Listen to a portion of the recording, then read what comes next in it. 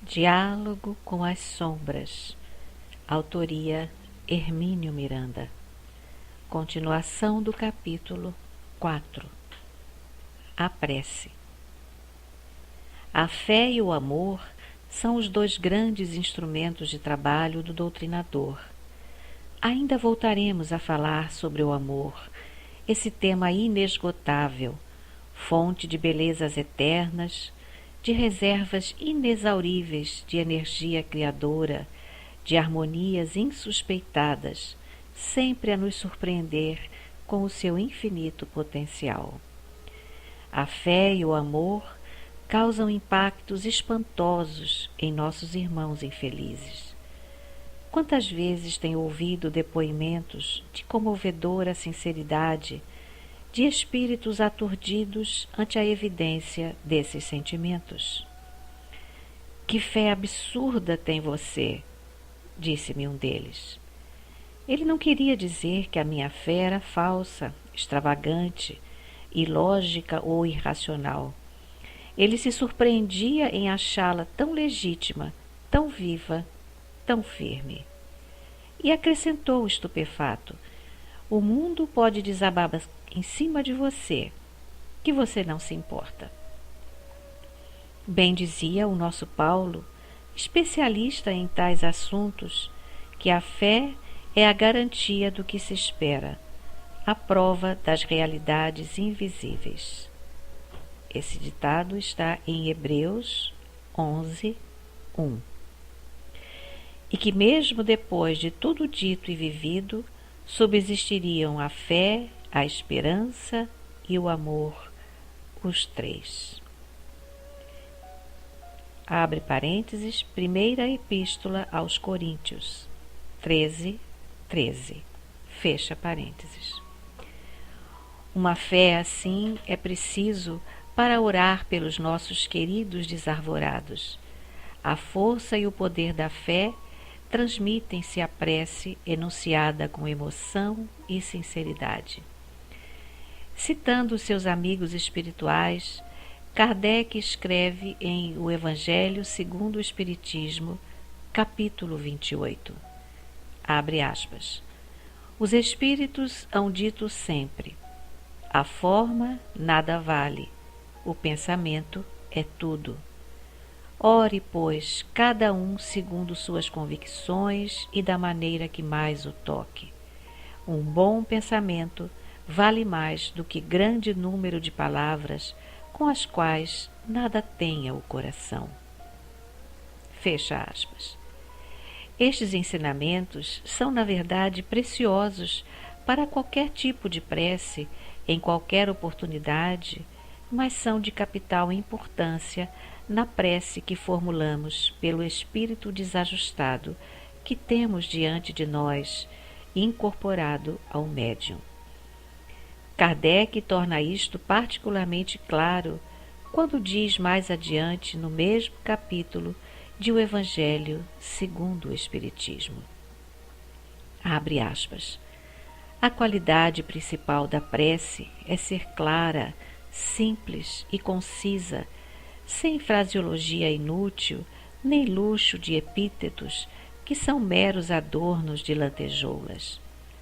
Cada palavra deve ter alcance próprio, despertar uma ideia, pôr em vibração uma fibra da alma.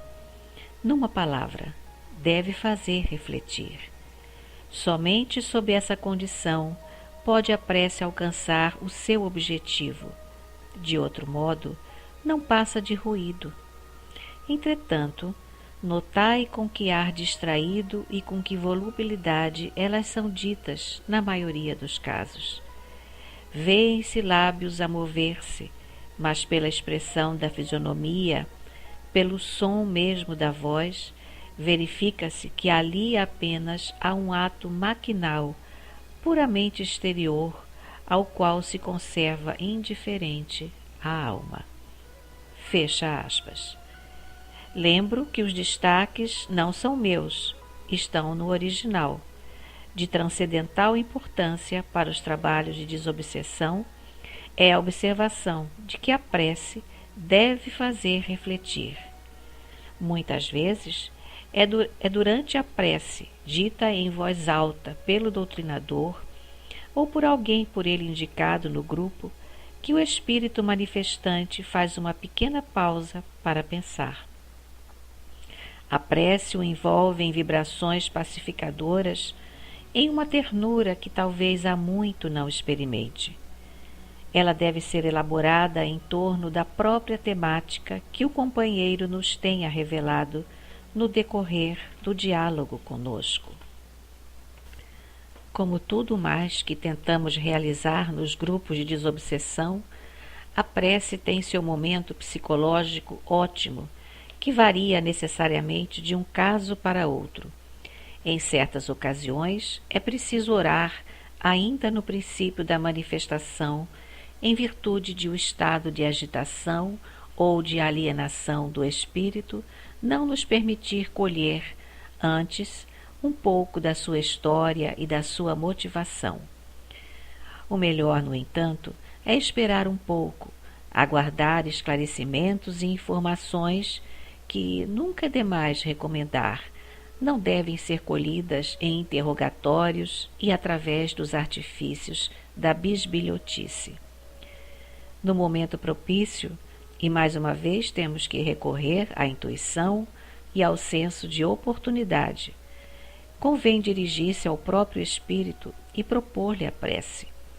Dificilmente ele recusará, e ainda que o recuse, devemos fazê-la, mesmo porque não devemos pedir-lhe permissão para orar, e sim comunicar-lhe que vamos fazê-lo. Basta dizer, por exemplo, vamos orar? Ou agora vou fazer uma prece. Como disse, dificilmente ele se oporá. Poderá no máximo dar um muxoxo desinteressado ou fazer um comentário condescendente. Pode orar se quiser. Curioso, no entanto, que muito raramente eles procuram perturbar a prece. Geralmente, ouvem-na em silêncio, se não respeitoso, pelo menos comedido. Alguns, no entanto, insistem em continuar falando, zombando ou ridicularizando. Um deles procurou dramatizar as minhas palavras, tentando reproduzir em gestos que acreditava muito cômicos as imagens contidas no sentido das palavras pronunciadas. A prece deve ser dita de preferência de pé, ao lado do companheiro manifestado, com as mãos estendidas para ele, como que a concentrar nele as vibrações e as bênçãos que invocamos. Alguns informam depois ou durante a prece que se acham defendidos, protegidos por couraças e capacetes invioláveis, nos quais, esperam eles, as energias suscitadas pela prece não poderiam penetrar. Dirija a sua prece a Deus, a Jesus ou a Maria, pedindo ajuda para o companheiro que sofre.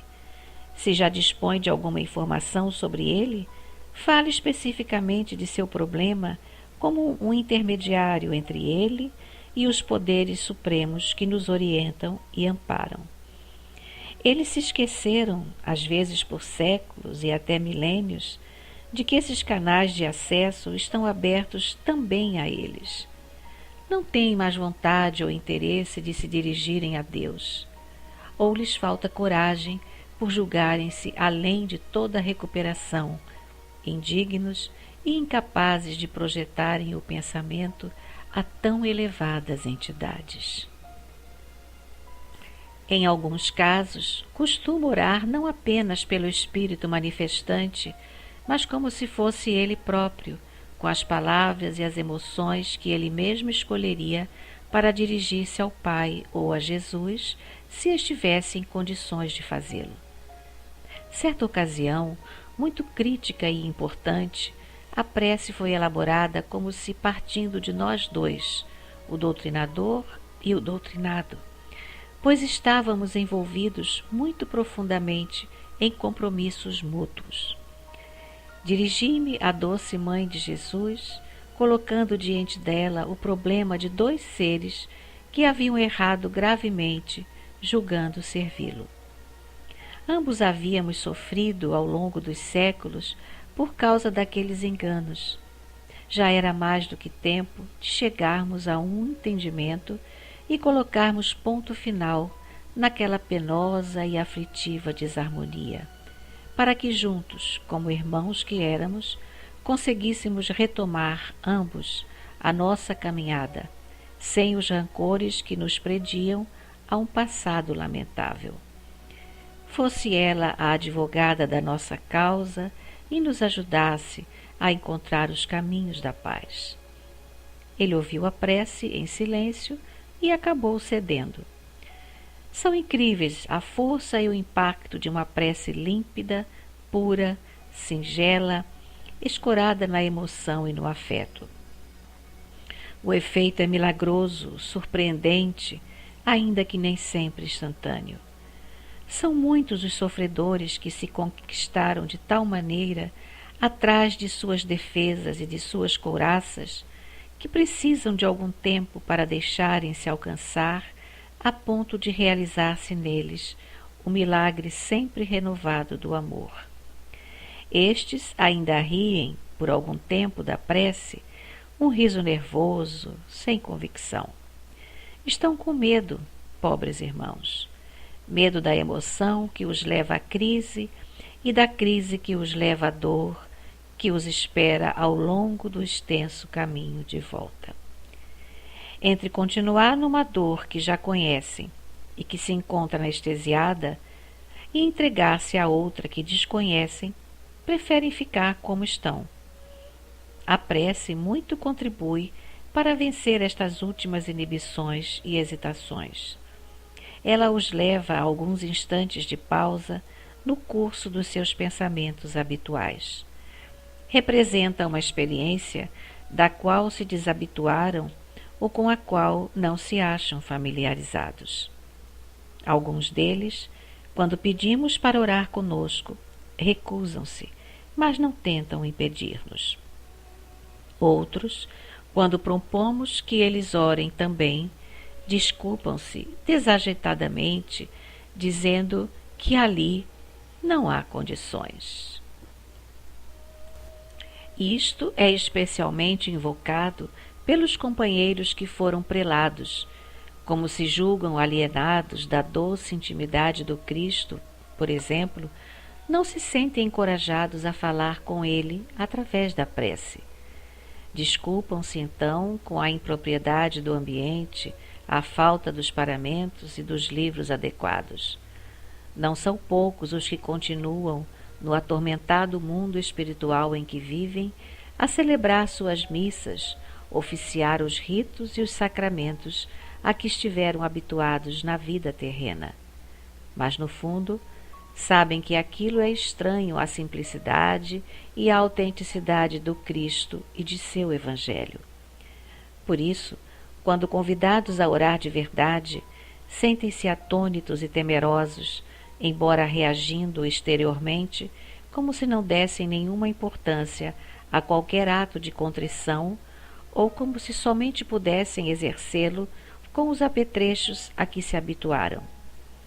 Não podemos esquecer-nos de que são muitos os que praticaram a vida inteira, ou mesmo vida após vida, um culto formal e frio, aparatoso e vazio, no qual o coração e a fé não se envolveram.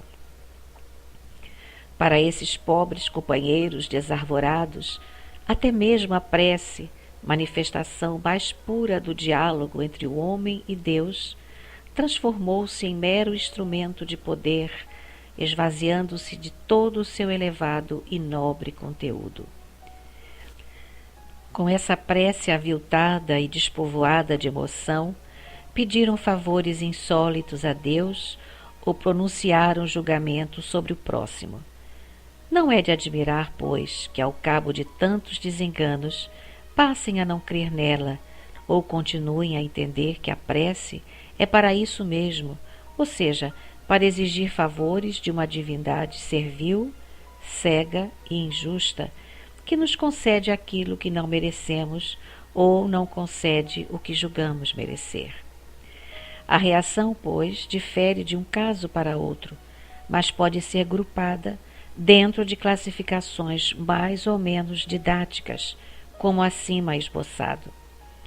Há, pois, os que se comovem, os que ouvem em respeitoso silêncio, mas ainda precisam de tempo.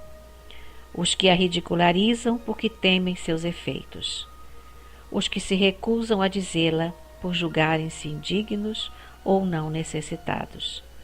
E os que se acham de tal maneira alienados que oram até mesmo com certa veemência, convencidos de que Deus ou o Cristo virá imediatamente em seu socorro para livrá-los da situação em que se encontram diante de um doutrinador impertinente. Um deles tomou a iniciativa de pedir-me para orar. Disse-lhe que não me cabia autorizar um ato desses, por me faltar autoridade para fazê-lo. Ele ainda comentou a minha atitude algo surpreso e preparou-se para orar. Recolheu-se a uma postura correta, juntando as mãos em frente dos olhos fechados do médium. Aguardou alguns momentos de silêncio respeitoso e se pôs a orar a Jesus com muita veemência. Falava em nome da equipe humilde do Cristo e nada pedia para eles próprios, porque o Cristo sabia de suas necessidades e aspirações, mas pedia para nós, os componentes do grupo, que estávamos muito necessitados de socorro e orientação. Sua prece era um tanto oratória e, de fato, depois nos deu uma demonstração de seus recursos de pregador, falando com entusiasmo e brilho a uma plateia invisível a nós. É possível que ele fosse sincero no seu apelo, porque o fanatismo é, às vezes, de intensa e desastrosa sinceridade. Mas, no seu caso, continuei com a impressão de que aquele era apenas mais um dos inúmeros mecanismos usados para a fuga. Na profunda intimidade do seu ser, ele deveria realmente acreditar que era um excelente trabalhador do Cristo, a quem orava com todo fervor. Enquanto isso, estava ao abrigo de suas próprias contradições íntimas, de suas responsabilidades maiores, e continuava a negacear diante da difícil decisão de abandonar o poder e a glória, descer do pedestal de grande mestre ou líder, para voltar a ferir os pés descalços pelos caminhos espinhosos da recuperação, de coração sangrando, espicaçado pelo remorso. Sendo, pois, a fé a garantia do que se espera e a prova das realidades invisíveis, a prece é o convite para que a esperança se realize em nós ou diante de nós. A prece é um instrumento do amor grande e puro de que nos falou Cristo. É por ela que a caridade nos faz agentes da divindade. É por ela que conseguimos alçar o nosso espírito, aprisionado ainda no erro, às culminâncias da esperança. Paulo apresentou juntos a fé, a esperança e o amor. A prece nos liga, porque, apoiada na fé, contempla a esperança e ajuda-nos na doação do amor.